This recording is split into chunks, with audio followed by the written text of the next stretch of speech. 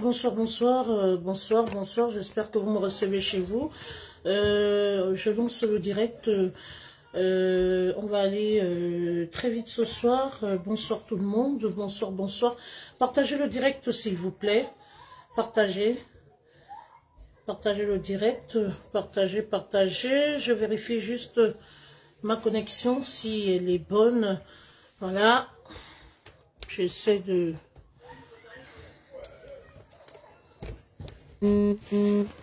Partagez le direct s'il vous plaît.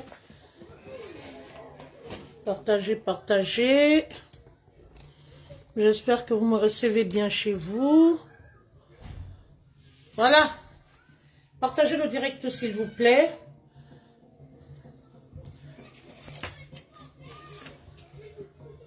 Ah, merci pour les cœurs. Bonsoir à tous. Bonsoir. Partagez le direct s'il vous plaît. Donc ce soir nous avons un direct particulier. Nous sommes dans le cadre de l'émission L'heure juste de vérité. Donc je vous prie s'il vous plaît. Merci. Je vois que mon administrateur vient de se connecter et il va s'occuper des partages aussi. Manager, je souhaiterais que tu coordonnes ce direct. Bonsoir. Parce que tu sais comment ça se passe dans le cadre de l'heure juste de vérité. Je vais bien déléguer Abdelwahi. Donc, vous savez comment ça se passe. Mon invité aussi vient de se connecter, Michel Biemton. Ça va aller très vite ce soir. Et le commissaire Zogo aussi va se connecter. J'aurai deux invités spéciaux ce soir. Nous sommes dans le cadre de l'émission L'heure juste de vérité. Une émission qui consiste évidemment à aborder l'actualité chaude de la toile. Voilà, ou alors une thématique ou des dossiers très chauds. Voilà, qui peuvent survenir à tout moment. Donc, je vous laisse le temps de partager, le temps pour moi de demander à ma fille, parce que je suis non loin d'un... Patricia, viens me fermer là, s'il te plaît, ma fille. Donc, voilà, je vois que nos invités sont déjà là. Je vais donc planter rapidement le décor. Donc, connectez-vous, vous êtes sans ignorer qu'il est arrivé quelque chose de très très grave. Hein. C'est presque, je ne sais pas comment qualifier cet acte, mais je crois que ça pourrait causer même un incident diplomatique. Hein. Donc, on va voir comment les choses vont se dérouler, comment ça va se passer, parce que là, les choses sont en train de prendre une autre tournure. Merci délégué Abdelwahi, merci. Merci à ceux qui sont en train de regarder ce direct et merci pour les partages. Donc, je me présente, je suis Mitchcom Event. Je crois que ma caméra, elle est bien fixée. Voilà. Je suis Mitchcom Event, détentrice de cette page, hein, journaliste reporter gabonaise, et donc je suis dans le cadre de l'émission L'heure juste de vérité, votre émission phare. Vous êtes sans ignorer que quand il y a une actualité chaude de la toile, voilà, mon deuxième invité aussi vient de se connecter, le commissaire Zogo, le consultant de ma page officielle, et vous avez aussi le journaliste d'investigation Michel Biemton.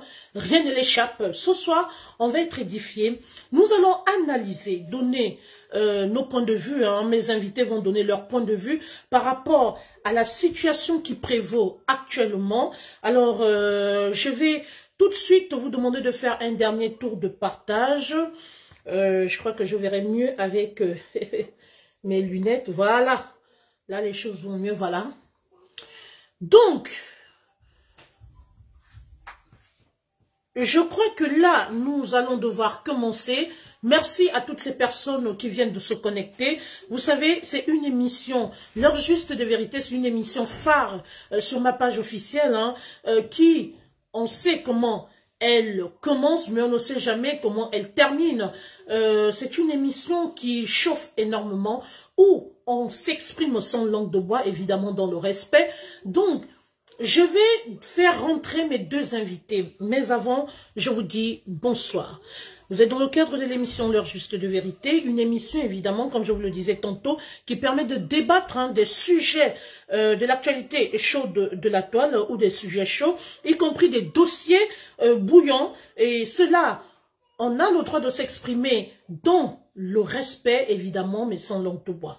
Alors, aujourd'hui, nous allons parler d'un sujet d'actualité qui crée évidemment un soulèvement, je vais dire, hein, une grande indignation des activistes africains, à l'occurrence des activistes camerounais, oui, particulièrement des activistes camerounais, nous y reviendrons. Il s'agit de l'arrestation de l'activiste camerounais de son nom de naissance, hein, monsieur Steve Akam, connu sous le pseudonyme, je veux dire sur les réseaux sociaux, hein, Ramon Kota. Ce dernier a été arrêté et extradé vers le Cameroun pour répondre de ses actes devant la justice. Alors, il faut dire que l'activiste camerounais qui s'exilait au Gabon depuis plusieurs années était très critique envers le régime actuel camerounais, dont le régime Biya, et d'après certaines sources d'informations, oui, il s'avère que voilà, je vais dire les choses telles qu'elles sont, d'après ces informations, hein, je vais citer la source, le Cameroun Web, il s'avère qu'il aurait été menotté, humilié, avant d'être transféré par la suite à Yaoundé au Cameroun. Alors, vu le traitement, les choses sont en train de prendre une autre tournure, vu le traitement qui lui aurait été infligé avant son départ hein, du territoire gabonais. L'activiste Ramon Kota a été bien obligé de présenter ses excuses officielles au président Paul Biya et aux autorités gabonaises. Sur ce, je vais maintenant faire rentrer mes invités pour pouvoir analyser et donner leur point de vue face à cette situation. Parce qu'il faut dire que c'est une situation qui est en train de prendre des proportions, qui est en train de prendre une autre tournure, parce que les activistes camerounais se sont levés, les activistes camerounais demandent la libération inconditionnelle de cet activiste qui s'exilait du côté du Gabon. Qu'est-ce qu'il y a lieu de faire? Je vais devoir prendre mes invités et nous allons débattre sur ce sujet qui est très sensible, mais également qui attire l'attention de tout le monde. Aujourd'hui, je vais dire que le Gabon est placé sous les projecteurs internationaux et il va falloir évidemment, hein, on va être dans quelle mesure peut être arrangé. Évidemment, peut-être que les autorités gabonaises aussi ont leur raison hein, du pourquoi. J'ai envoyé la demande d'ajout d'amis. Ben voilà. Merci, merci. Voilà. Bonsoir, chers confrères. Michel Bienton, journaliste d'investigation camerounais. Bonsoir. Je vais également prendre mon deuxième invité. Voilà. Vous m'entendez bien, monsieur Bienton? Oui, parfaitement, 5 sur 5. Hein. Merci. Est-ce que vous me voyez bien? Ou il faut que je règle quelque chose? C'est bon? Oui, c'est bon, je crois. Très bien. Alors, je vais devoir ajouter un autre. Le plan est un peu trop serré. D'accord. De l'autre côté, je ne sais pas. Ok. Je vais donc un peu reculer. Ouais. J'ai envoyé la demande d'amis à notre consultant maison. J'ai cité le commissaire Zogo, lui aussi qui va rentrer dans ce direct parce que c'est un sujet très très sérieux. L'heure est grave. Il va falloir aussi qu'ils donnent leurs avis, leur opinion par rapport à cette histoire. Voilà. Commissaire, je vous ai mis en audio, je ne sais pas pourquoi. Bonsoir, commissaire. Oui, Zogo. Bonsoir. Aux deux Mich, si j'ai pu m'exprimer ainsi. Ça y est. Bonsoir, cher oncle, bonsoir. Alors, commissaire, je ne sais pas, je pense que je sais, est-ce que je suis bien cadrée? Tout à l'heure, mon cher confrère me disait que le plan était un peu trop resserré. Alors, je suis en train de reculer ma Je caméra. vais demander à Vous madame, allez je me vais dire demander à madame si je Zogo, mon assistante, de me rassurer si tu es bien cadré. Voilà, s'il vous plaît, parce que ça ne sert à rien de qu'on ne voie pas la modératrice si elle n'est pas bien cadrée. Donc, je veux savoir si ça va. Sauf que Désolée, le visage n'apparaît pas entièrement. Donc, d'accord. il va falloir Donc, je vais que... essayer de relever. Oh, oui, là, c'est bon. Oui, oui, c'est correct, là, On maintenant. va encore baisser un peu. C'est bon? Oui, là, c'est bon. Très bien. Descends Merci. un tout petit Alors, peu, un vous tout êtes petit choisi. peu, descends un tout petit peu. Non, descends. Oh, correct. C'est bon? Bon, on va faire avec. Non, non, c'est pas. Non, j'ai l'autre. C'est bon? J'ai Oh, descendu encore un peu. Là, c'est oui, bon? là, c'est Très correct. bien. C'est Voilà. peut-être là, c'est bon. Pardon? Donc, voilà. Voilà. Donc, pour ceux qui viennent de prendre le direct en cours, nous sommes dans le cadre de l'émission L'heure juste de vérité. Et vous savez que dans le cadre de cette émission, nous débattons des sujets chauds de la toile, des dossiers sensibles et surtout, des dossiers qui créent des soulèvements. Nous avons dans ce direct le journaliste d'investigation. Rien ne l'échappe. Et c'est surtout lui en premier qui se saisit des dossiers pour essayer de voir ce qui se passe. C'est son travail, c'est comme ça. Moi, je suis journaliste reporter. Ça n'a rien à voir avec un journaliste d'investigation. Nuance. Nous avons en face de nous un leader d'opinion, un observateur international et un consultant, j'ai cité le commissaire Zogo, qui lui aussi a son analyse à faire face à cette situation parce que, comme on le dit souvent, chaque jour qu'on se lève, il y a un nouveau dossier. Nous nous sommes levés ici et on a été tous surpris de l'arrestation de cet activiste assez virulent et qui a été tout de suite renvoyé dans son pays d'origine. Qu'est-ce qui s'est réellement passé? Aujourd'hui, ça a soulevé, ça a créé une indignation du côté des activistes africains qui aujourd'hui ne veulent plus reculer. Depuis jeudi, les activistes camerounais font un sitting, ont fait un sitting devant l'ambassade du Gabon en France pour demander la libération inconditionnelle de leurs compatriotes. Alors, nous allons débattre de long en large sur cette affaire assez délicate. Rebonsoir tout le monde. Vous avez en face de vous mes deux invités. Alors, ce soir, nous allons donner la parole à ces deux acteurs qui vont nous dire ce qu'ils pensent réellement de cette situation. À chaud, je vais commencer par le journaliste d'investigation, M. Piempton. Monsieur Piempton, à chaud, lorsque vous avez appris la nouvelle, sachant que, je précise, cet activiste est un activiste exilé politique du côté du Gabon, qui a fait plusieurs années au Gabon. Quel est votre ressenti par rapport à cette nouvelle? Comment vous l'avez reçue? Et pour vous, actuellement, comment vous sentez-vous? Parce que, ne nous le rend pas, c'est quand même un compatriote, votre compatriote camerounais. Oui, d'abord, je commencerai par dire que Ramon Kota, l'activiste camerounais qui en ce moment se trouve détenu au secret, au CED, ça je peux vous le garantir, parce que ce merci pour l'information. type de prisonnier n'a pour point de chute que le CED, ça c'est incontestable. Alors, c'est en 2019, après mon départ du Cameroun pour l'exil, qui m'a d'abord conduit au Burkina Faso, que je découvre ce compatriote que je suivais de manière intermittente, ça je l'avoue.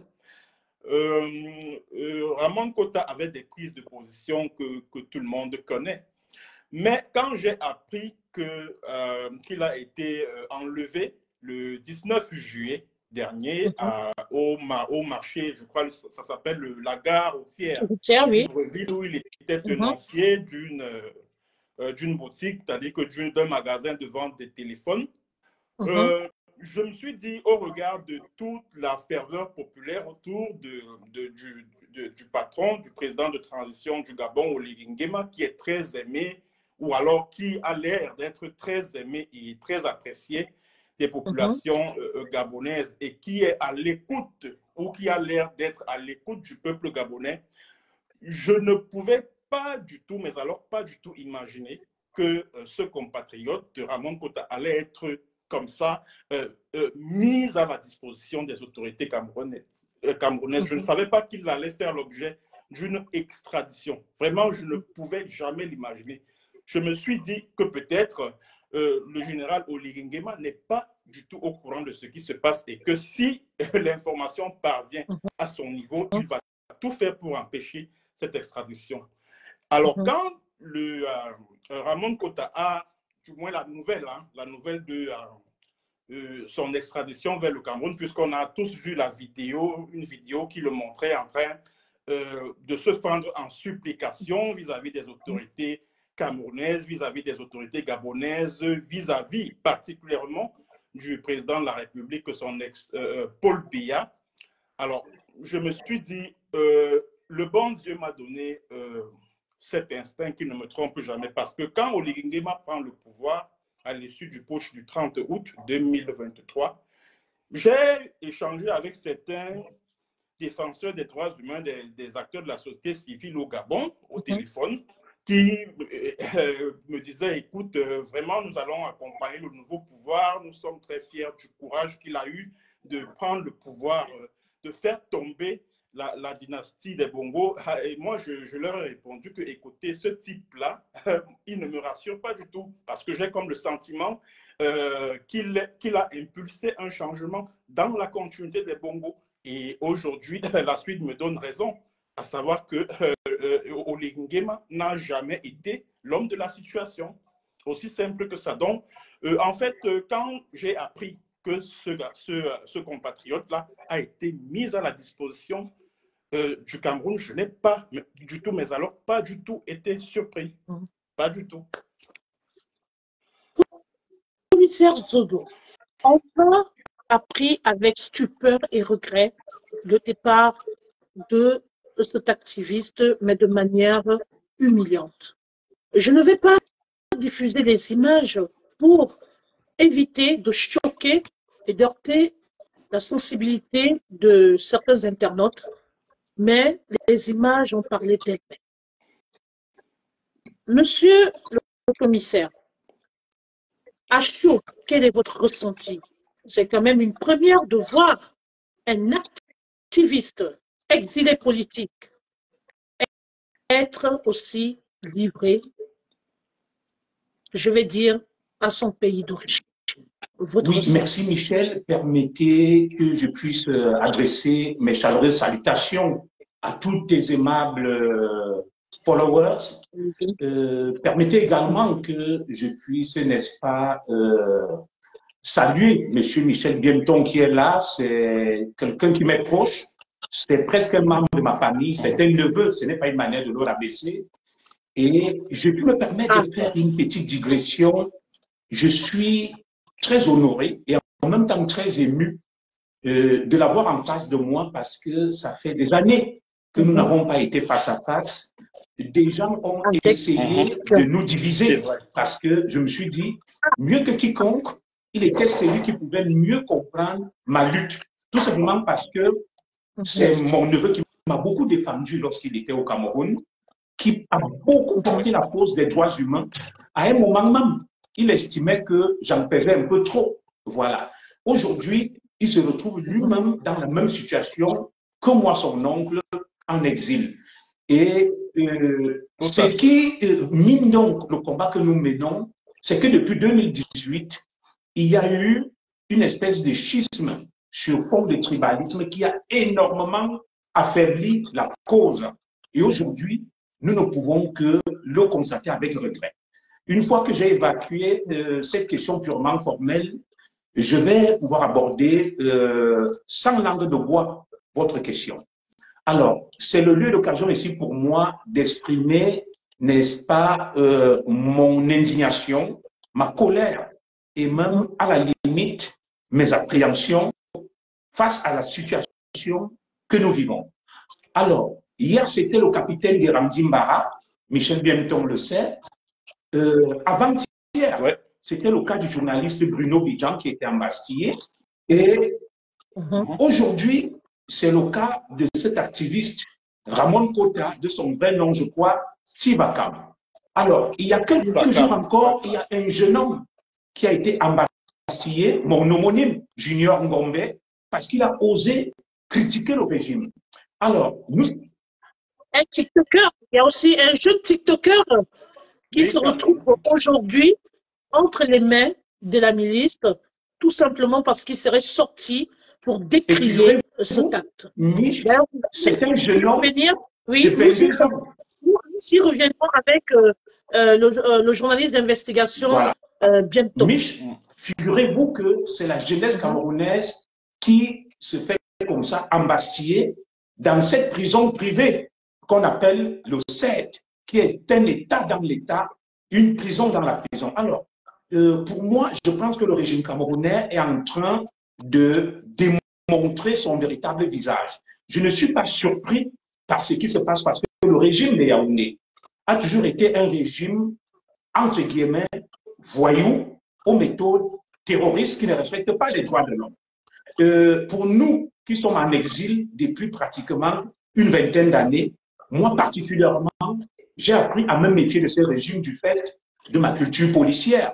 Je sais que c'est un régime qui traque ses opposants à l'étranger.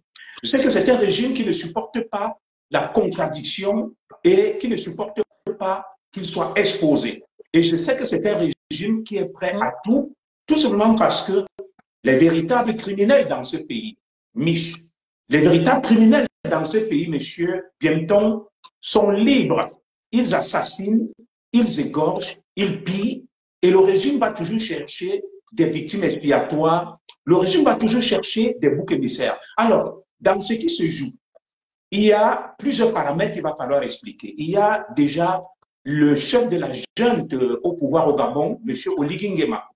M. Oligui Nguema qui a suscité tant d'espoir en tant que panafricain, probablement en tant que libérateur. Heureusement, il y a des visionnaires comme M. Bienton qui très vite a compris que M. Oligui Nguema n'était véritablement pas celui qu'on pensait être. Peut-être nous aurons l'occasion d'aborder un peu plus tard cette question. M. Oligui Nguema est tout simplement un membre d'une mafia qui a réglé des comptes à un de ses camarades de la mafia et s'est retrouvé là, non pas pour les intérêts du Gabon, mais pour des intérêts purement égoïstes et même familiaux. Alors, le deuxième paramètre que je tenais à expliquer dans ce drame qui est celui de M. Ramon Kota, c'est que M. Ramon Kota s'appelle Steve Akam.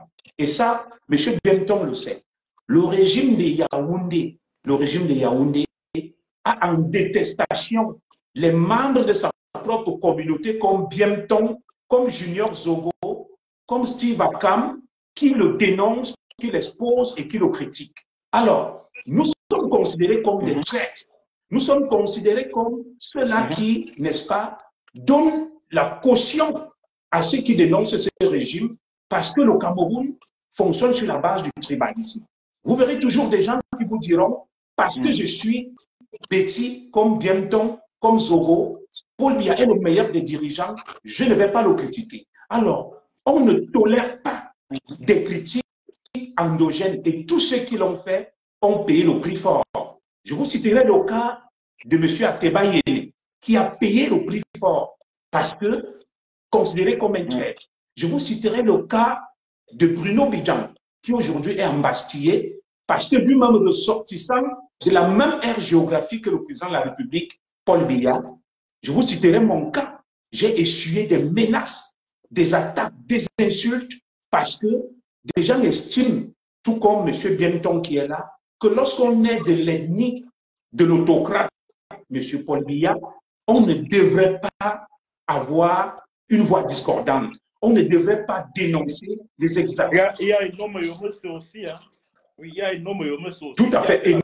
Non, mais d'ailleurs, mon face-à-face avec le président Biya en 2015 à l'hôtel de Méris, c'était pour réclamer la libération de l'écrivain Eno Yomese, qui a également payé le prix fort parce qu'il est ressortissant de la même aire géographique que le chef de l'État. Alors, nous pensons que au moment où le président Biya vient parader en Occident, il assiste aux Olympiades, aux 3e Olympiades.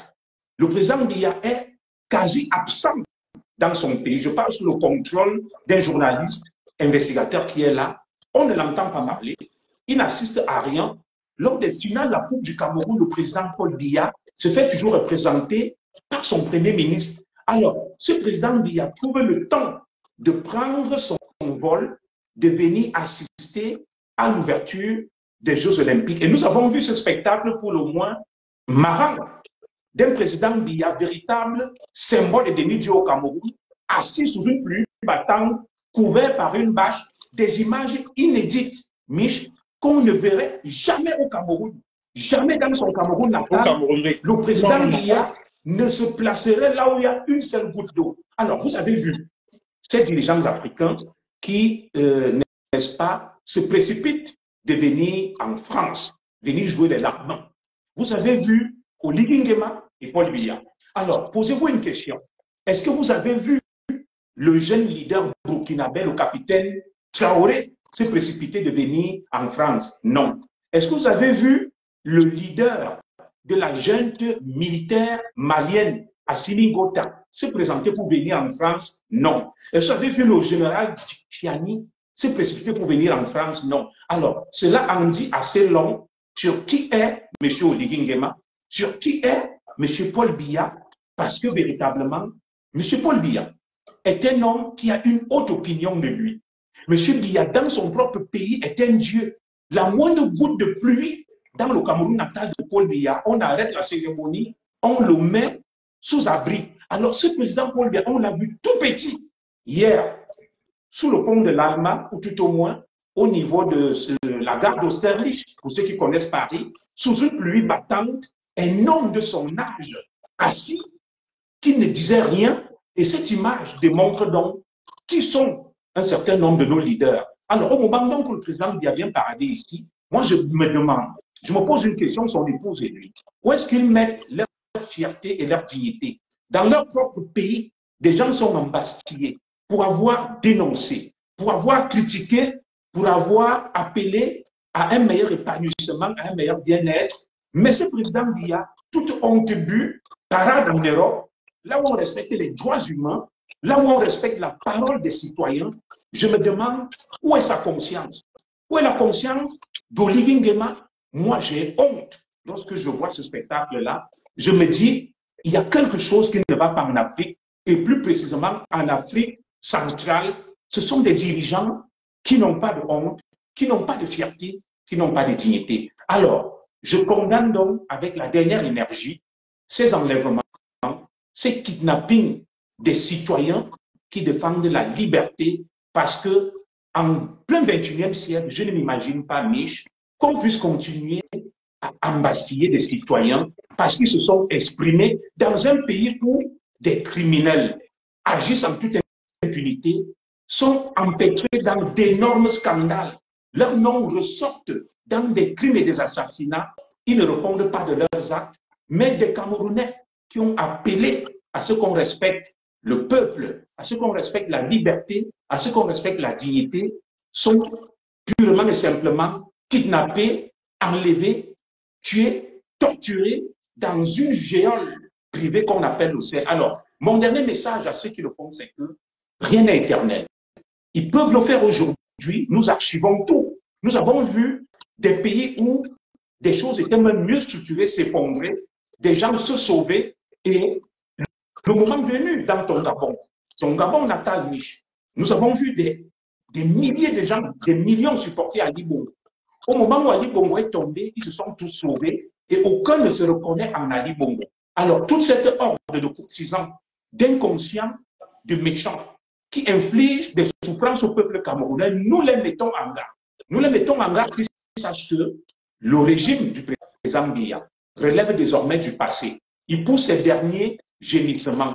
Et dans tous les cas, ils essayent tout simplement de faire un barreau d'honneur et ça ne marchera pas parce que les temps ont changé et l'heure du changement et même l'heure du changement a sonné. Alors, j'exprime donc tout mon soutien à ces lanceurs d'alerte, si tu permets, je suis tout mon soutien à ces lanceurs d'alerte, à ces défenseurs des droits de l'homme et de la bonne cause qui sont embastillés, manu militari, par des barbouzes, par des tueurs à gages.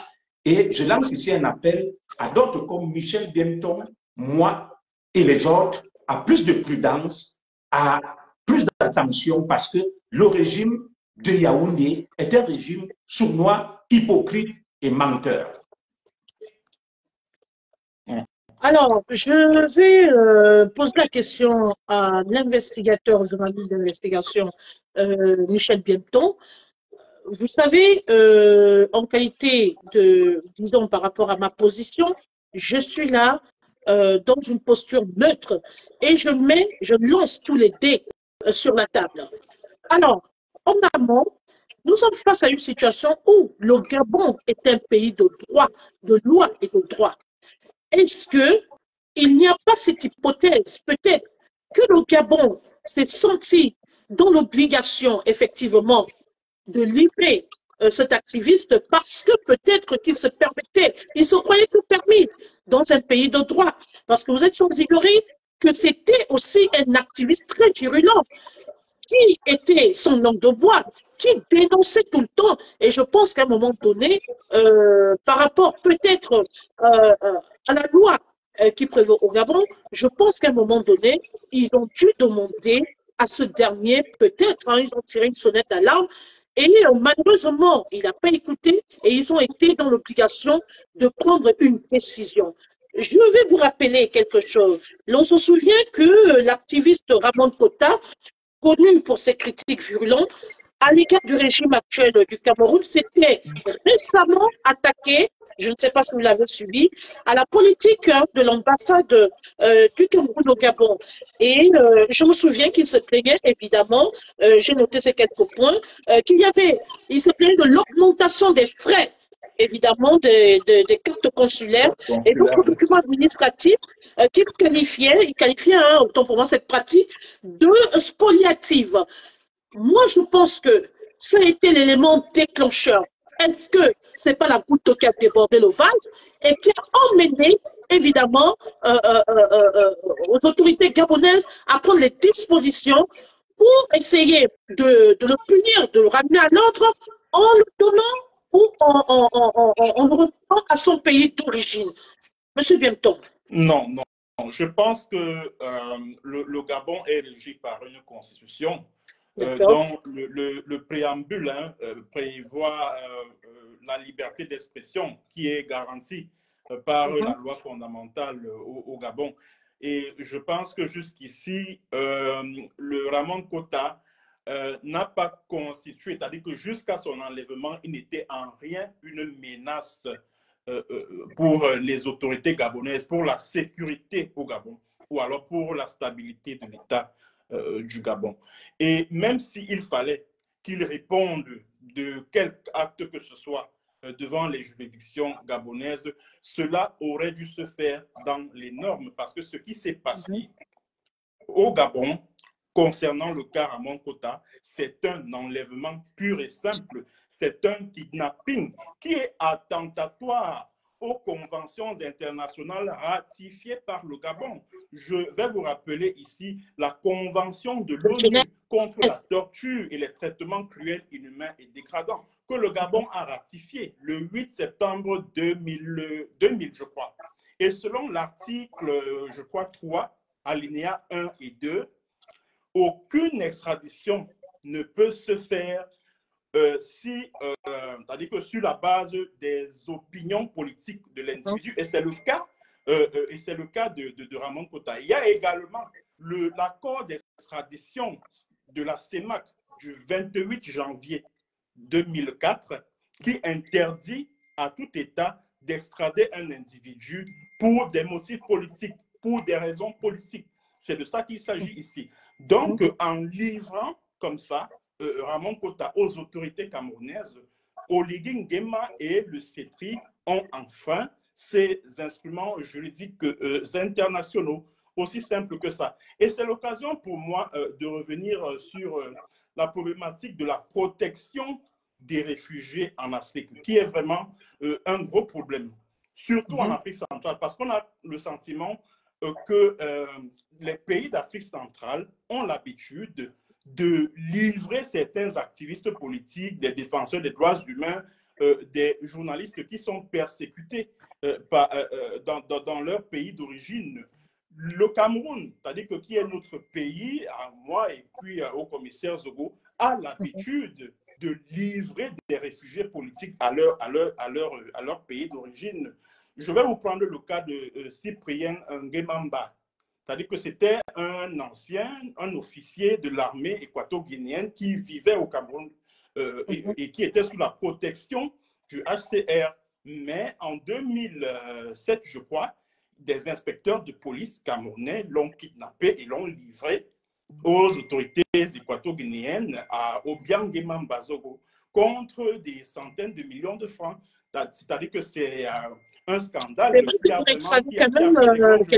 C'est beaucoup de millions quand même. Hein. Voilà, oui. Voilà. Et il y a également un jeune Congolais, Brucelon Nelson Apanga, qui en 2020 s'est établi au Cameroun après avoir été persécuté dans son pays, au Congo-Brazzaville. C'est-à-dire qu'il était membre du mouvement des étudiants, je crois, des élèves et étudiants du Cameroun. Ils avaient organisé une manifestation à l'université Marien Ngouabi de Brazzaville. Bon, lui et ses camarades, ils ont été arrêtés, jetés en prison. Et après avoir bénéficié d'une liberté provisoire, il en a profité pour sortir du pays et il s'est établi au Cameroun, à Yaoundé, plus précisément au quartier Oza. Et puis, un matin, en octobre 2020, des agents des services de renseignement du Congo sont arrivés pour le chercher. Et c'est comme ça qu'il a été kidnappé et puis ramené dans son pays d'origine. Donc, on a comme le sentiment qu'en Afrique, il est difficile pour un activiste politique africain d'être en sécurité dans un autre pays africain où il a demandé, où il a sollicité la protection, l'asile. Je vais vous prendre un autre exemple, celui de Steve Biko, c'est-à-dire qu'un activiste ivoirien qui a été livré par les autorités mauritaniennes au régime d'Alassane Ouattara. Steve Biko, c'est un activiste qui est pro-Laurent Gbagbo. Donc, on a comme le sentiment qu'il est difficile pour les États africains de respecter certaines conventions internationales et que les libres penseurs africains n'ont pour seul et unique recours que le départ pour l'Europe parce que des pays européens et d'Amérique sont très à cheval sur la parole donnée pour ce qui est du respect des instruments juridiques internationaux. Et cela, vraiment, est très regrettable pour nous, ressortissants africains. Et du coup, monsieur Bienton, avant de revenir sur le commissaire Zogo, du coup, monsieur Bienton, aujourd'hui, on comprend que en ce qui concerne les pays d'Afrique, hein, il y a ce problème-là de liberté d'expression et de respect du droit de l'homme hein, dans certains pays. Là, on est en train de vivre la situation au Gabon. Finalement, qu'est-ce qu'il faut dire? Il faut dire que c'est une situation inquiétante, qu'il n'y a pratiquement pas de liberté d'expression, parce que sinon, on n'en arriverait pas à ce niveau. Là, c'est quand même, on est arrivé à l'extrême où moindre sortie, moindre pépin, et ben, la personne est directement kidnappée, récupérée et traitée par la milice. Je ne sais pas ce que vous pensez par rapport à cette analyse. Ceux qui me suivent sur mon compte YouTube, je l'ai dit dans une de mes chroniques cette semaine. Les activistes vivent dans la peur, en fait. Oui, tout tout activiste africain, quand il recherche l'asile, il doit éviter les pays limitrophes de son pays d'origine, parce que c'est très facile, hein, les échanges d'être kidnappé dans son pays d'accueil et être ramené par voie terrestre vers son pays d'origine. Et pour revenir aux conventions internationales, je réitère que les pays européens sont très à cheval sur les conventions internationales dûment ratifiées. Je vais vous prendre un autre exemple, celui de l'extradition du petit frère de Blaise Compaoré, François Compaoré. C'est-à-dire que la Cour européenne des droits de l'homme a refusé de l'extrader au Burkina Faso pour des raisons purement sécuritaires, parce que la dite Cour a estimé qu'il ne peut être jugé au Burkina Faso de manière équitable. Donc, malgré le décret d'extradition du Premier ministre français, je crois que c'est le décret de 2020, si je ne me trompe pas, la Cour européenne des droits de l'homme a dit niet, il n'est pas question qu'il soit extradé parce que le Burkina Faso ne peut lui garantir un procès équitable. Et je pense que le régime d'Oligui Nguema aurait dû y penser au moment d'extrader Ramon Kota, parce que, comme je l'ai dit tout à l'heure, concernant le jeune homme qui vient d'être arrêté, Junior Gombe, Ramon Kota, de manière officielle, on ne nous a pas encore dit là où il se trouve, mais je peux vous garantir qu'il est au CED. Il est au CED, il est enfermé au CED, au secret. Et moi, j'ai passé 3 semaines au CED. Et ce qui est sûr, c'est qu'après le CED, ce sera le tribunal militaire où il sera poursuivi pour un certain nombre de chefs d'accusation qui, selon le code pénal camerounais, sont qualifiés de crimes d'atteinte à la sûreté de l'État. Et c'est le tribunal militaire de Yaoundé qui va juger Ramon Kota. Ça, je peux le garantir, je peux vous le garantir. Et Oligui Nguema aurait dû penser à ça, du moins son régime, et ne pas du tout, mais alors pas du tout, l'extrader vers le Cameroun. Mais normalement, moi je te dis, c'est le livret de la sorte, il n'y a rien de positif qui sortira de là. Hein. Ce qui est sûr, c'est qu'il va répondre devant... Oui, mais entre-temps, la question qui se pose est dans quelles conditions se trouve-t-il?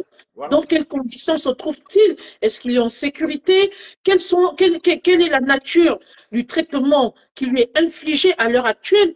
Où se trouve exactement, enfin, dans quelles conditions se trouve exactement cet activiste? Non, je peux déjà vous annoncer que pour qu'il ait même déjà un avocat, ça sera très compliqué. Parce que le CED, comme disait le commissaire Zogo tout à l'heure, c'est comme un État dans un État. C'est un haut lieu, c'est un endroit réputé où règne la torture, le CED. C'est-à-dire que c'est un lieu de détention qui inspire la peur au Cameroun. Donc, Ramon Kota, pour qu'il ait un avocat, ça sera déjà très compliqué parce qu'ils ont souvent l'habitude de dire là-bas que voilà, les avocats ne viennent pas ici et patati et patata. Donc, il sera gardé en cellule pendant très, très longtemps. Ce qui n'est pas normal. Moi, j'ai fait 3 semaines de garde à vue. La garde à vue de 48 heures, c'est qui n'est pas normal. Voilà. Je peux vous garantir qu'il en sera un peu plus. Voilà. Il sera traduit devant le tribunal militaire et il fera l'objet d'une condamnation parce que le tribunal militaire, ce n'est pas un tribunal à même de garantir un procès juste et équitable à tout citoyen camerounais, malheureusement. D'où le rebondissement avec le commissaire Zogo, évidemment, parce que face à cette situation très inquiétante et alarmante, hein, les activistes camerounais sont sortis et ils ont fait un sitting jeudi dernier du côté de l'ambassade du Gabon en France. Il faut dire que... en Angleterre et en Belgique aussi. Merci. Pour l'information, j'y arrivais effectivement. Donc, il y a eu un soulèvement, il y a eu un soulèvement, et il n'y a pas seulement les activistes camerounais, même les activistes gabonais, c'est pourquoi je parle d'activistes africains, ont levé leur voix, pour pouvoir dévoiler, voilà, leur indignation dénoncer que ce n'est pas normal et qui demande une libération inconditionnelle de cet activiste. Alors là, en ce qui concerne les activistes camerounais qui sont montés au créneau, ils sont passés devant l'ambassade déjà pour exprimer leur soutien à l'activiste Ramon Kota, tout en critiquant et effectivement la décision des autorités gabonaises et demandant de le renvoyer, voilà, de le renvoyer au Gabon, parce que ce dernier, même pendant qu'il était en train d'être extradé, a demandé, a supplié les autorités gabonaises, a demandé officiellement pardon aux autorités camerounaises par rapport à cette situation parce que ce qu'il a vécu est quand même inhumain. Alors, à l'instant, je vais demander au commissaire Zogo comment il ressent l'avenir. Comment, dans les prochaines 72 heures, commissaire Zogo, tout à l'heure, le journaliste d'investigation Michel Biemton s'est avancé en plantant déjà le décor de ce qui va suivre. Vous, en tant qu'ancien commissaire, comment voyez-vous l'avenir de l'activiste Ramon Kota par rapport justement à la situation qui en découle? Parce que là, quand même, grave. Avant de répondre à cette question, je vais revenir en arrière sur la problématique de l'extradition, des expulsions et autres. Permettez que je fasse un bref commentaire sur la posture du chef de la junte militaire gabonaise, le général Oligui Nguema, une posture pour le moins assez farfelue et risible. Alors, je vais m'expliquer. Le général Oligui Nguema lui-même est un putschiste. Ça veut dire qu'il n'a pas conquis le pouvoir de manière légale et légitime. Ça veut dire que s'il y a quelqu'un contre qui on devrait lancer des mandats d'arrêt et d'extradition, et que sais-je encore, qui devait rendre compte de ses actes devant la justice, c'est d'abord le général Oligui Nguema, parce qu'il a fait un coup d'État. Et il ne me souvient pas que les coups d'État soient, n'est-ce pas, une méthode légale. Je parle sous le contrôle également de M. Michel Biemton, de conquérir le pouvoir. Et de deux, il me souvient également que le chef de la junte militaire gabonaise, une fois qu'il a accédé au pouvoir, a fait appel à des activistes gabonais qu'il a même nommés dans son gouvernement. C'est une posture quand même aux antipodes de la logique du bon sens. Le moment où Oligui Nguema, qui dans son pays va s'entourer d'activistes, et je parle sous ton contrôle également, Mich, va les appeler, va travailler avec eux, c'est le même Oligui Nguema qui va encourager et participer à l'enlèvement. Parce que je ne sais pas pourquoi vous parlez d'extradition. Il va falloir expliquer ces termes. Il n'a jamais été question d'une extradition, encore moins d'une expulsion. Il s'agit tout simplement d'un enlèvement et d'un acte terroriste dont le gouvernement ou les autorités militaires gabonaises se sont rendues complices. Il faut le dire clairement. Alors, Michel a clairement expliqué... demande aussi de l'ambassade, parce que l'ambassade du Cameroun au Gabon n'est pas en reste. Alors, quand je dis, je pointe un doigt accusateur sur les autorités gabonaises, ce sont elles qui avaient en charge la sécurité, je crois, du réfugié politique, c'est bien ça, Michel Biemton. Est-ce qu'il avait l'asile politique au Gabon? Oh, je n'ai pas de preuve de ce qu'il était réfugié politique, mais je pense qu'il est au Gabon depuis 2008. Je ne me trompe pas. Alors, je suppose qu'il est au Gabon depuis 2008, c'est après les années de Brest. Nous savons ce qui s'est passé au Cameroun après 2008. Alors, la sécurité d'un résident étranger sur le territoire d'un pays incombe à l'État d'accueil. On ne peut pas accuser l'ambassade du Cameroun au Gabon. C'est de la responsabilité de M. Oligui Nguema et de l'État du Gabon. Alors, je vais revenir sur... Mais commissaire, la démarche, la demande. Mais tu ne me laisses pas pouvoir m'expliquer, Mich. C'est juste pour rebondir. C'est juste pour rebondir. Laisse-moi expliquer le droit. Je vais t'expliquer le droit. Alors, que dit le droit sur le plan interne? Un citoyen qui a un problème, toi et moi, nous vivons en France. Nous avons vu l'affaire de l'imam dont on a demandé l'expulsion du ministre de l'Intérieur. Si le Gabon est état de droit, le Gabon devait respecter le droit. Il y a ce qu'on appelle le droit interne, avec la loi fondamentale, la Constitution qui garantit à tout individu sur un territoire le droit de s'exprimer librement, la liberté d'expression. Alors, lorsque un individu vivant dans un espace territorial donné a bafoué la loi, ma chère Niche, il y a une démarche administrative. Dans un état de droit, c'est la justice qui se prononce. Alors, si l'État du Cameroun a initié une démarche auprès de l'État du Gabon dans le sens de faire extrader le résident ou le réfugié, je ne sais pas, Steve Akam. Alors, cela devrait être notifié à M. Steve Akam, alias Raymond Kota. Une juridiction devrait être saisie, et c'est la justice administrative.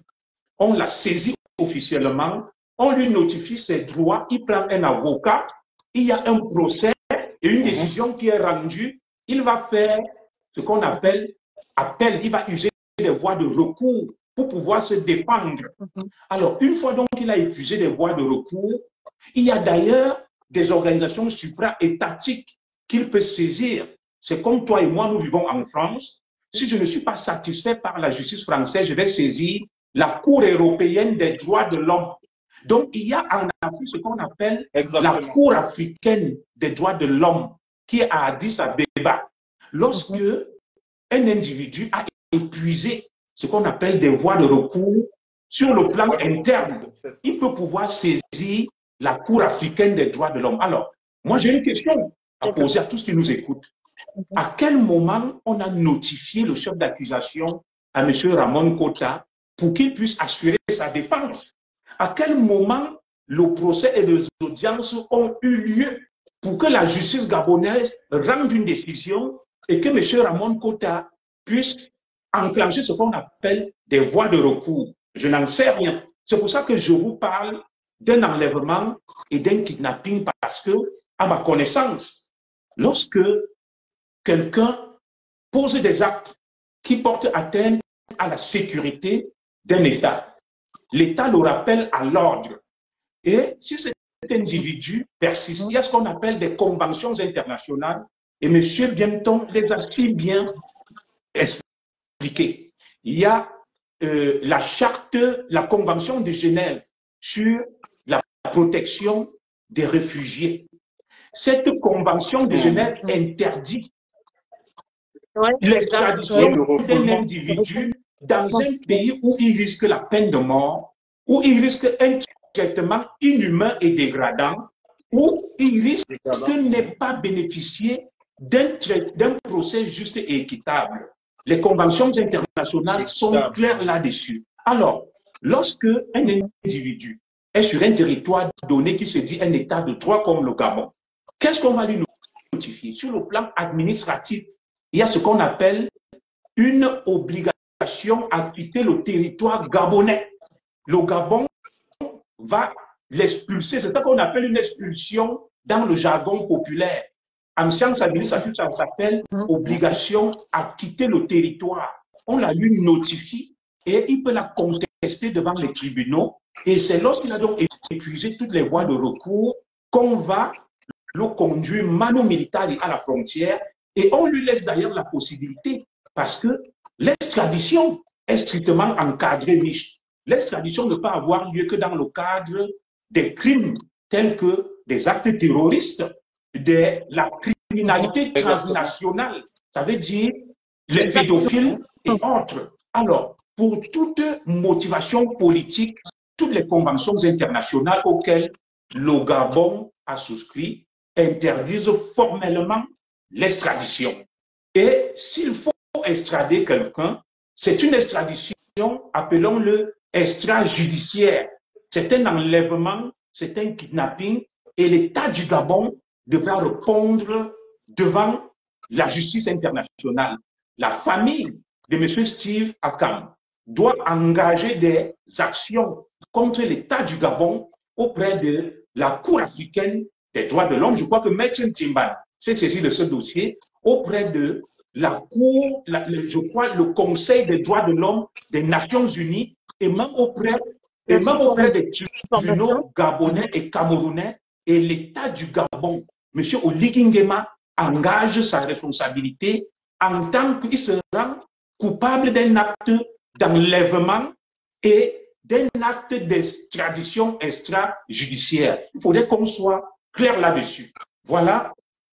Y compris devant la Cour pénale, y compris devant la Cour pénale internationale. Absolument.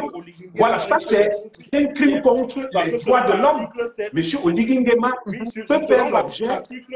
L'article 7 du statut. Absolument. Maintenant, je vais répondre au deuxième volet de ta question. Quel avenir? Le commissaire devrait terminer son propos. On va rebondir avec Michel Biempton. Pour l'activiste Ramon Kota et même pour les activistes en général. Alors, en tant qu'ancien haut fonctionnaire ayant servi dans ce qu'on appelle les forces de sécurité au Cameroun, il y a au Cameroun ce qu'on appelle la consécration de la torture. Le Cameroun pratique la torture contre les nombreux instruments internationaux qui interdisent d'extorquer les aveux, de torturer des citoyens. Alors, c'est un ancien commissaire de police qui vous parle. Le Cameroun pratique bel et bien la torture sur les détenus de droit commun et notamment politiques. Monsieur Michel Biempton qui est là. Ce n'est pas anodin que je vous ai fait venir. Ce n'est pas anodin parce qu'on est bien placé. La déclaration qui est faite par monsieur Ramon Kota, c'est une déclaration sous la contrainte. Lorsqu'il se lève et dit « Je demande pardon », monsieur Ramon Kota a été torturé, lessivé et les aveux lui ont été extorqués par la torture, toute chose que la justice internationale condamne. Et même les autorités camerounaises, les policiers et autres qui sont sur cette vidéo peuvent être traduits en justice et même auprès du tribunal pénal international pour des crimes contre les droits de l'homme. Il y en a qui se sont retrouvés là-bas à la haie, bien que nous l'ayons condamné, le cas de Blé Goudé, de Gbagbo. Certes, nous avons condamné et même de certains chefs de guerre centrafricains et congolais. Alors pour moi, je pense que l'activiste Ramon Kota ne devra sa survie qu'à une mobilisation tous azimuts des activistes, des défenseurs des droits de l'homme et des chancelleries occidentales qui doivent faire pression sur le Cameroun et pour que cette jurisprudence ne se reproduise plus parce que le Cameroun en a l'habitude. Michel Biempton a cité des cas concrets, non pas d'extradition, mais ce que moi j'appelle des enlèvements, des kidnappings, ou tout au moins des extraditions extrajudiciaires. Alors, pour moi, il va falloir durcir le ton contre le régime de Yaoundé, contre les autorités gabonaises, afin que cela ne se reproduise plus parce que l'État du Cameroun est bien réputé dans ce domaine pour aller kidnapper, enlever des opposants politiques, des activistes dans des pays étrangers. Et au niveau du CED, tout ce qui sont passés en sont ressortis avec des séquelles. Personne n'est passé par le CED sans qu'il n'en ressorte avec des séquelles. Le CED est un haut de torture et nous pensons même qu'à l'avenir, si les choses venaient à changer au Cameroun, la plupart de nos responsables militaires en charge de la gendarmerie risqueront de répondre auprès de la justice internationale pour actes de torture, pour crimes contre les droits de l'homme, pour atteinte grave aux droits de l'homme. Alors, je suis très inquiet par rapport à l'avenir de Ramon Kota, connaissant le système camerounais et de Yaoundé, parce qu'il y a des gens très zélés. Ce n'est pas forcément le président Biya. Il est certes comptable de ça, mais il ne les envoie pas. Ce sont des gens qui veulent démontrer leur zèle au régime du président Biya en montrant au président Biya que nous veillons sur toi et nous sommes en... Pardon?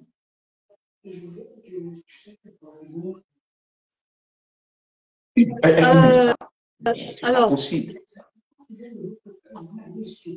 D'accord. Alors, je vais résoudre un petit problème après et je vais redescendre. Donc, le système de Yaoundé est connu et réputé en matière de droits de l'homme. Merci pour votre intervention. Monsieur Biemton, vous allez rebondir par rapport à ce que disait déjà le commissaire Sogo, qui va nous rejoindre tout à l'heure. Alors, moi, je voudrais... on va d'abord... je vais d'abord... le commissaire Sogo va refaire la demande. Je pense que c'est mieux, hein? Ouais. Monsieur, voilà. On va d'abord continuer. Voilà, le commissaire pourra refaire la demande. Voilà. D'accord. Alors, Monsieur Biemton, justement, on va tenir compte des propos du commissaire Dubot. Ouais. Aujourd'hui, nous sommes dans une situation assez sensible. Est-ce que, pour vous, vous estimez, tout en rebondissant par rapport aux propos, si vous avez quelque chose à compléter, un élément de réponse à compléter par rapport à l'intervention du commissaire Dubot, est-ce que vous pensez que cette situation pourrait entraver ou entacher les rapports entre les deux pays frères, parce que c'est l'Afrique centrale quand même. Est-ce que vous pensez que ça pourrait entacher leur rapport dans les jours à venir? Oui, c'est vrai que ça peut induire une situation de méfiance entre les deux communautés. Parce que je me suis baladé ce matin sur YouTube où je suis tombé sur une vidéo des activistes de la brigade anti-Sardina qui manifestaient devant l'ambassade du Gabon, je crois en France ou en Angleterre.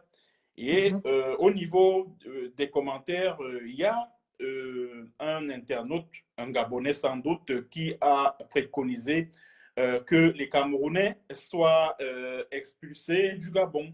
Donc, il y a comme une situation de méfiance mutuelle qui de plus en plus s'installe entre les deux communautés. Je ne parle pas des deux États parce que nous avons vu que ce sont les deux appareils des États gabonais et camerounais qui ont collaboré de manière à en arriver à l'enlèvement, puis à la, je ne sais pas si je peux appeler ça, livraison de Ramon Kota aux autorités camerounaises. Bon, pour revenir à ce que Junior Zogo disait tout à l'heure, il faut que ceux qui soutiennent le général Oligui Nguema le sachent. Ce qu'il vient de faire, c'est-à-dire que l'enlèvement de Ramon Kota et puis son extradition extrajudiciaire, comme le disait Junior Zogo tout à l'heure, vers le Cameroun, eh bien, cela le rend passible de poursuites judiciaires devant la Cour pénale internationale parce que l'article 7 du statut de Rome sur la CPI parle des crimes contre l'humanité. Donc, parmi les faits constitutifs des crimes contre l'humanité, il y a l'emprisonnement ou autre forme de privation grave de liberté physique en violation des dispositions fondamentales du droit international. Et je vous ai parlé tout à l'heure de la Convention de l'ONU contre la torture et les traitements cruels, inhumains et dégradants que l'État du Gabon a allègrement violé. Et depuis la survenue de, on va dire, cet incident malheureux, je n'ai pas entendu la société civile gabonaise réagir. Bon, je ne sais pas, Georges Mpaga, que je salue en passant, grand frère, on aimerait quand même que tu dises quelque chose par rapport à ce qui vient de se passer. Mais il y a plusieurs activistes qui sont montés au créneau quand même. Il y a Jonas Moulenda qui a parlé. L'ancien journaliste. Il y a Dana. Michel, Jonas Moulenda est l'exception qui confirme la règle par rapport au respect par le Cameroun de la Convention de Genève de 1951 sur la protection des réfugiés, parce qu'il est l'un des rares à avoir été, on va dire, protégé par l'État du Cameroun contre le régime de Ali Bongo qui le traquait. Et je crois que Jonas Moulenda aujourd'hui se retrouve en France. Et il y a également une autre activiste gabonaise, Dana, voilà, qui est très très remontée et qui est dans ce combat-là depuis que cet incident a eu lieu, qui ne cesse de monter au créneau pour décrier effectivement cet acte qu'on qualifierait quand même d'odieux. Oui, mais sauf que là, on parle des activistes, des cyberactivistes qui sont à l'étranger. Voilà, Or, moi, je parle de ceux qui sont sur voilà. place. Oui, là, ceux qui sont sur place, bon, bon, sauf si cela m'a sans doute échappé, mais oui, mais pas elle, c'est Dana Leza, je préférerais que tu ailles un peu sur sa page. Dana Leza, je dirais même que c'est comme si elle était en deuil. Hein. Elle martèle, depuis qu'il y a eu cette affaire, elle est montée au créneau, elle martèle, elle crie aux abois pour qu'une solution soit trouvée. Et voilà, donc c'est aussi une personne hein, qui est prise de justice et qui est là effectivement pour dénoncer ce qui se passe actuellement. D'accord, d'accord. Et il est également important de relever que le régime d'Oligui fait de plus en plus peu cas du respect des droits humains. Souvenez-vous par exemple qu'en décembre dernier, décembre 2023, des syndicalistes de l'eau et de l'électricité du Gabon ont été menacés par Oligui Nguema parce qu'ils voulaient entrer en grève pour revendiquer le paiement du 13e mois.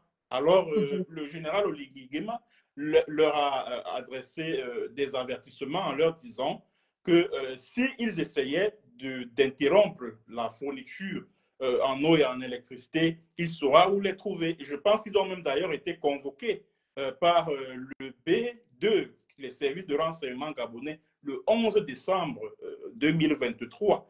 Donc, c'était quand même assez inédit. Et il y a également, pas plus tard que le 15 juin dernier, il y a eu le petit frère de Timo Adjatis, je crois. Il s'appelle Hans, je crois que c'est Hans Yala Obama, qui a été enlevé par les agents de la garde surnommé même Odigi, un fervent supporter hein, du président hein, voilà. qui s'est retrouvé aussi dans cette situation, qui est incarcéré actuellement. À la prison centrale de Libreville, hein, si je ne me trompe pas, après avoir été séquestré, torturé à la DGR, dans la Direction générale des renseignements de la gendarmerie, qui est l'équivalent du CED au Cameroun. Donc, c'est autant de choses qui suscitent de l'inquiétude. Et je me pose la question de savoir si aujourd'hui, après ce qui est arrivé à Ramon Kota, il est possible pour les activistes africains qui se trouvent au Gabon de continuer à y vivre en sécurité et en toute liberté et à user de leur liberté d'expression. Et surtout que récemment, le président a tendu la main à tous ces activistes. Aujourd'hui, voilà. Ces activistes vivent dans la peur. Ils ont peur de rentrer parce qu'ils ne savent pas. Ils se disent peut-être que c'est un guet-apens qu'on leur tend, que c'est un guet-apens qu'on leur tend ou que voilà, c'est un piège. Ils ne sont plus rassurés avec tout ce qui arrive. Beaucoup ont décliné cette offre, hein. Beaucoup ont décliné cette invitation et ils sont plutôt sur leur garde. C'est triste. Exactement. Alors, par rapport aux prochaines échéances électorales, hein, avec ce qui arrive du côté du Cameroun, est-ce que vous pensez que ça pourrait aussi entacher ou ça pourrait fragiliser les prochaines échéances électorales? Non, pas du tout, puisque nous savons qu'en Afrique centrale, plus précisément au Cameroun, les élections ont toujours été entachées de fraude. Les résultats sont connus d'avance et je ne pense pas que l'affaire Ramon Kota va avoir une influence quelconque sur le processus électoral au Cameroun et même au Gabon, puisque je crois que l'année prochaine. Mais je pense que du côté du Gabon, c'est vrai que c'est pareil hein, qu'au Cameroun, c'est-à-dire que la fraude électorale, les résultats qui sont connus d'avance et tout. Mais ce kidnapping, cet enlèvement de Ramon Kota va entacher durablement le régime d'Oligui Nguema qui a suscité quand même un vent d'espoir au sein de la société gabonaise.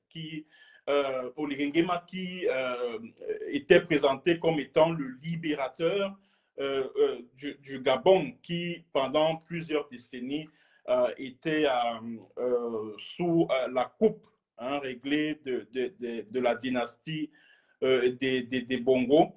Bon, aujourd'hui, avec cet enlèvement, c'est son image qui est suffisamment ternie, qui est salie, et ça ne peut être que regrettable, quoi.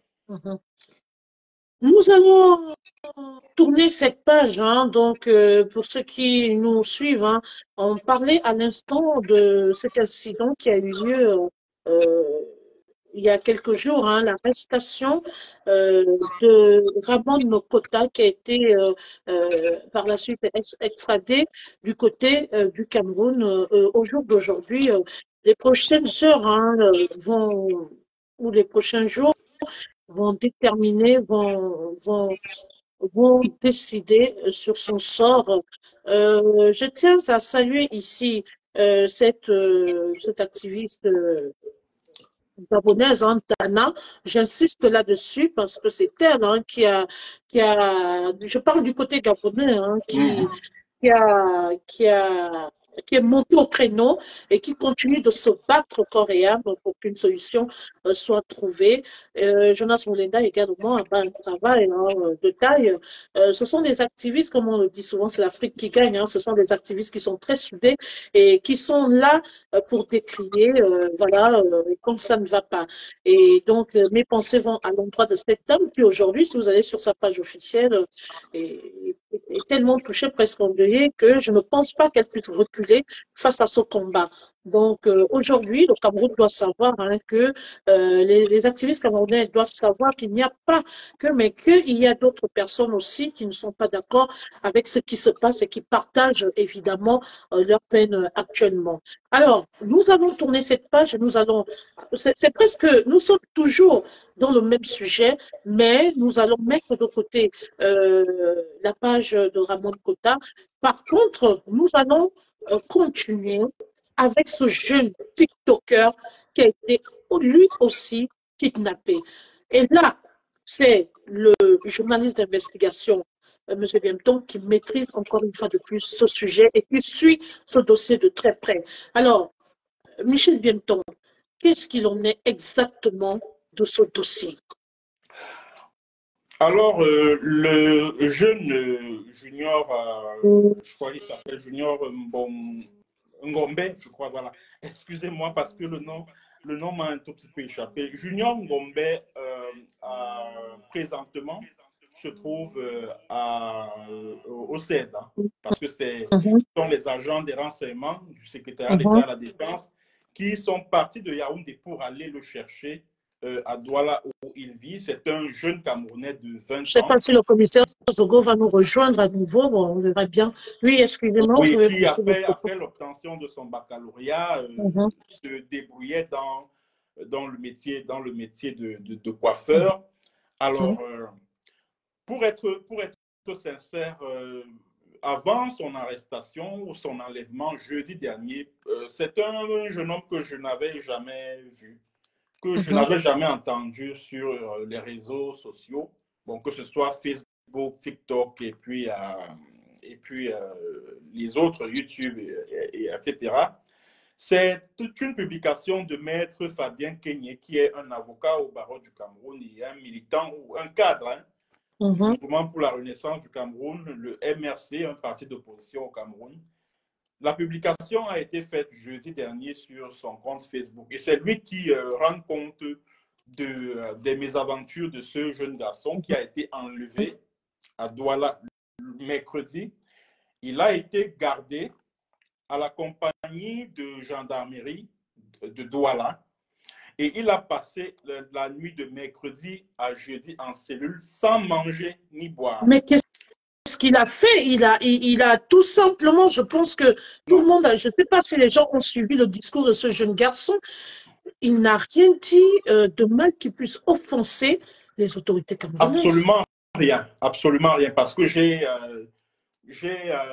écouté, d'ailleurs j'ai fait passer cette vidéo sur une de mes chroniques, la dernière d'ailleurs sur ma chaîne YouTube. Je n'ai mais alors rien trouvé de répréhensible dans son discours. C'est un jeune qui a simplement voulu exprimer son mal-être, son ras-le-bol face à une gestion chaotique et villageoise, comme j'ai très souvent l'habitude de le dire, du Cameroun.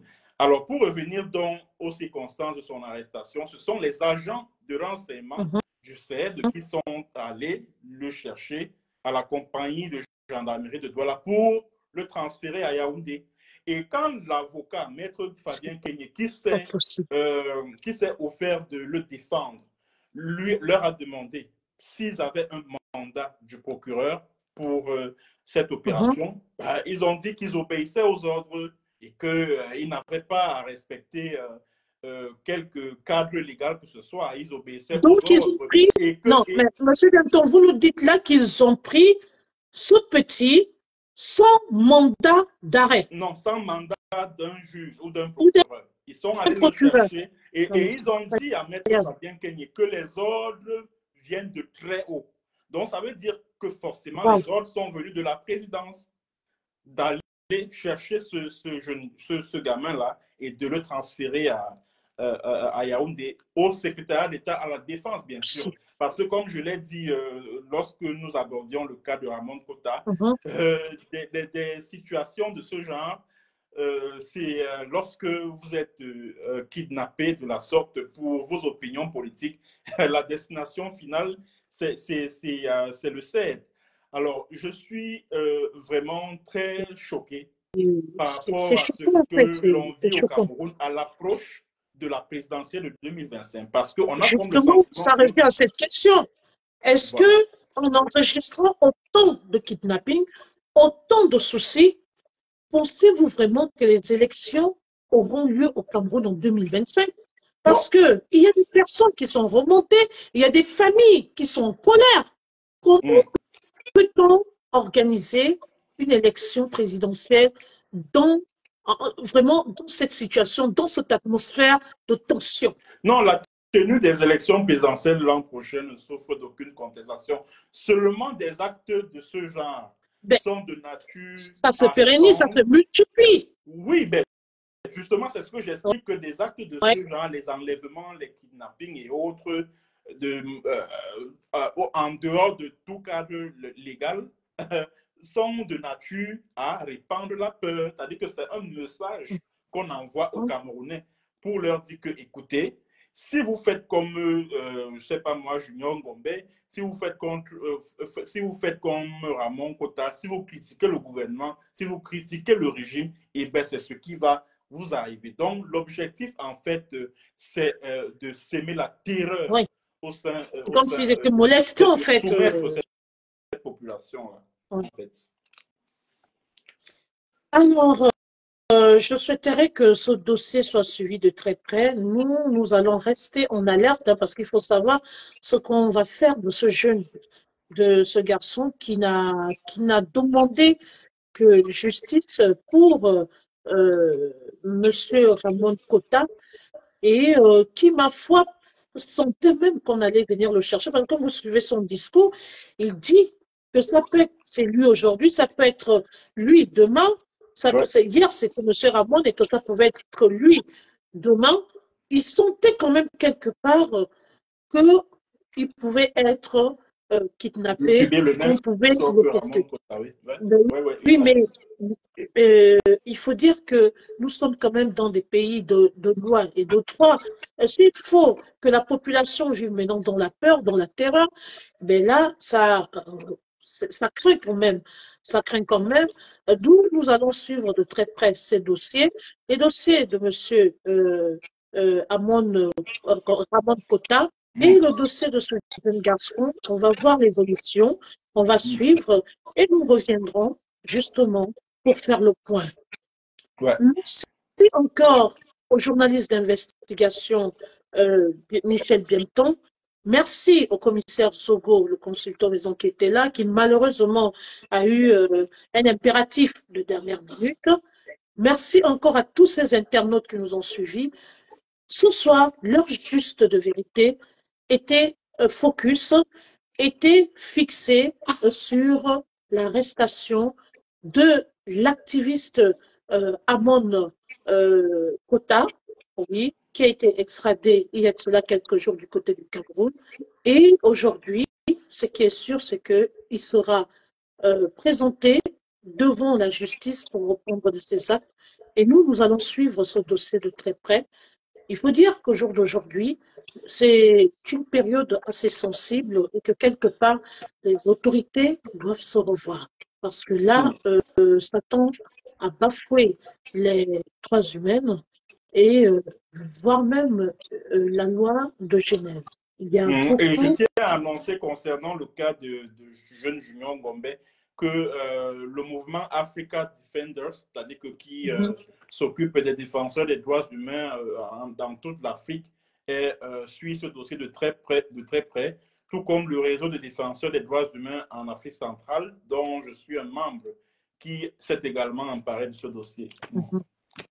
Merci encore au journaliste d'investigation Michel Bienton, qui, via sa page, nous informe chaque jour de l'évolution de tous ces dossiers.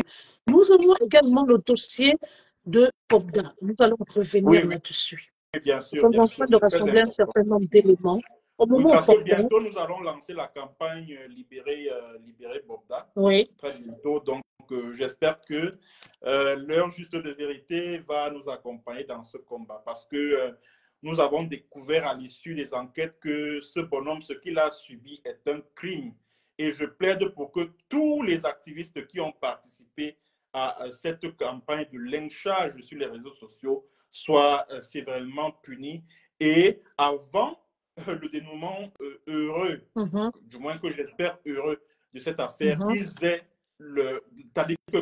l'humilité de demander des excuses à leurs internautes, parce que là, franchement, ce qu'ils ont fait à ce monsieur, qui n'a fait que se battre pour préserver l'héritage que lui a légué son père face à, on va dire, des brigands dont l'objectif était de brader le patrimoine familial.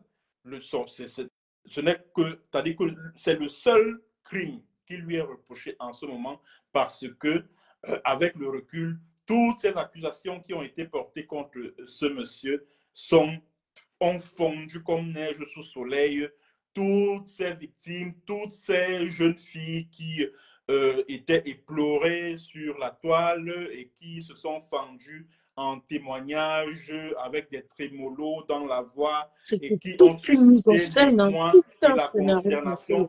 Toutes ces victimes sont portées disparues. D'ailleurs, on ne sait même pas de qui il s'agit, qui sont ces filles, d'où viennent-elles, que font-elles dans la vie, où habitent-elles. Bref, on n'en sait strictement rien. On nous a parlé d'une centaine de victimes, on nous a parlé d'un millier de victimes, mais à la fin, on n'a que 5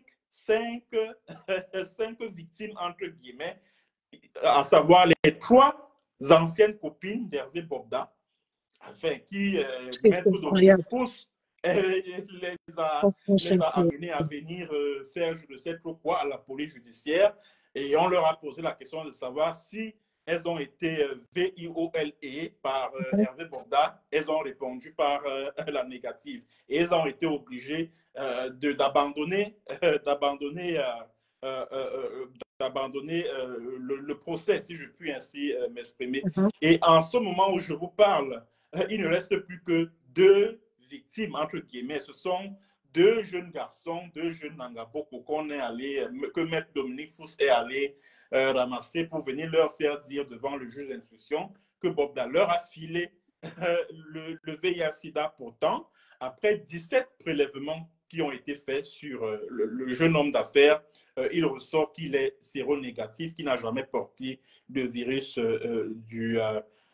qui n'a jamais porté le VIH-Sida. Et le collectif des avocats que l'on a vu très enthousiaste, quand l'affaire s'est déclenchée, a abandonné l'affaire complètement. Oui, bien sûr, parce que le collectif s'est rendu compte que c'était une arnaque, que c'était une histoire montée de toutes pièces. Oui, juste pour exclure Hervé Bobda de la gestion, de l'administration du patrimoine légué par son père et qui se chiffre à des centaines de milliards de francs. Voilà. Voilà, nous y reviendrons, que la vérité finisse par triompher. De toutes les façons, comme on le dit souvent, ça prendra le temps que ça prendra, la vérité finira par triompher. il y aura des rebondissements. Nous reviendrons sur ce dossier parce que le dossier a déjà été ouvert sur l'émission L'heure juste de vérité. Tout a commencé ici et tout va finir ici. Donc, Monsieur Bienton, nous y reviendrons. Nous avons encore 2 ou 3 dossiers à dénicher. Nous y reviendrons. Je vous demande de rester connectés, rester focus sur cette page parce que nous reviendrons avec des nouvelles fraîches, avec des dossiers qui doivent aboutir. Et je vous dis, l'heure juste de vérité, l'émission L'heure juste de vérité est toujours du côté de la vérité. Merci encore, Monsieur le journaliste d'investigation Bienton. Merci de nous avoir accordé un peu de ton temps pour pouvoir venir nous édifier sur plusieurs choses et éclairer la lanterne des internautes sur certains dossiers. Je vous dis à la prochaine pour un nouveau rendez-vous, pour un nouveau dossier. Merci au commissaire Zogo qui était là. Merci encore de nous avoir donné un peu de votre temps pour pouvoir, évidemment, vous prononcer sur la question de ce soir. Merci à tous les internautes qui nous ont suivis. Excellente soirée à vous. Rendez-vous pour un prochain numéro. Je vous donnerai le jour et la date et je vous dis à bientôt. Au revoir. Au revoir. Oui, merci.